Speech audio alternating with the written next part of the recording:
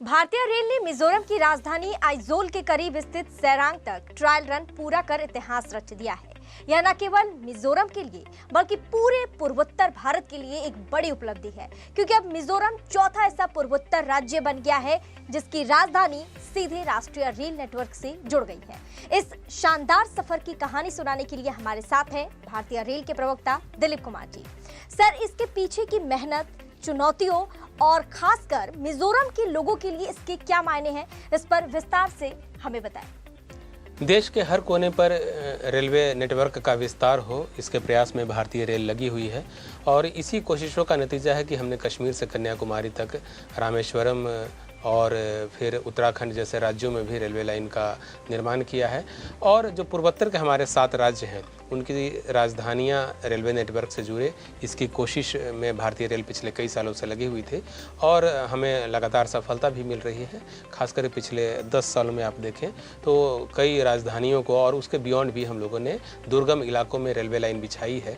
यह जो line complete हुआ है भैरवी से सैरांग तक, यह अपने आप में काफ़ी महत्वपूर्ण लाइन है जो कि लमडिंग, बदरपुर और सैरांग मार्ग का एक हिस्सा है।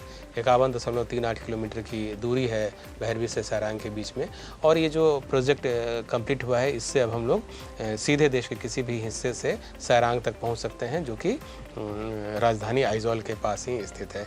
यह रेलवे मार्ग जो है न सिर्फ महत्वपूर्ण है बल्कि काफ़ी चैलेंजिंग भी रहा है। इसका निर्माण कार्य काफ़ी चैलेंजिंग था क्योंकि इसके रूट में 48 टनल्स हैं। 48 टनल्स का निर्माण करना अपने आप में काफ़ी चैलेंजिंग होता है और उस टनल्स की जो लंबाई है वह 13 किलोमीटर है। साथ ही इसमें 55 बड़े पुल हैं और 87 छोटे पुल हैं। जो बड़े पुलों में से एक पुल जो है वह तो 104 मीटर ऊंचा है। जो पुल संख्या 196 है वो 104 मीटर ऊंचा है और यह जो ऊंचाई है वो कुतुब मीनार की ऊंचाई से भी करीब 42 मीटर जो है वह ज़्यादा है। तो अपने आप में ये जो प्रोजेक्ट है वो काफ़ी महत्वपूर्ण है। इस पूरे प्रोजेक्ट में 5 आरओबी भी हैं, 6 रोड अंडर ब्रिजेस भी बनाए गए हैं और अपने आप में चूँकि यह मिजोरम की राजधानी आइजोल को देश की ये मुख्य रेलवे नेटवर्क से जोड़ने वाला प्रोजेक्ट है, तो हम लोगों ने इसको काफ़ी चैलेंजिंग रूप में लिया और जो भी चैलेंजेस आए, खास कर करके जोग्राफिकल चैलेंजेस, क्योंकि यह एक टफ टेरेन है, उसको हम लोगों ने दूर करने के लिए एक टीम भावना के साथ काम किया और अब यह रेलवे लाइन बन करके तैयार हो गया है। बहुत जल्दी कमिश्नर ऑफ रेलवे सेफ्टी द्वारा इस रेलवे लाइन का निरीक्षण किया जाएगा और उनके निरीक्षण के उपरांत इस रेलवे लाइन से गाड़ियों के परिचालन के संबंध में फैसला लिया जाएगा। सर, इसके बाद अगर हम रोजगार या फिर पर्यटन के दृष्टिकोण से देखें तो लोगों को कितना अवसर प्राप्त होने वाला है?